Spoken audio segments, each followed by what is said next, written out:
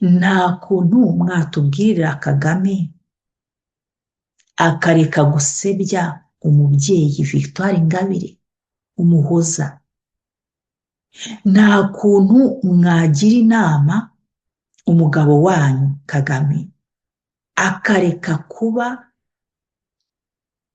wamwera uturutse ukwira hose wo gusebanya, wo gucisha bugufi umunyarwandakazi.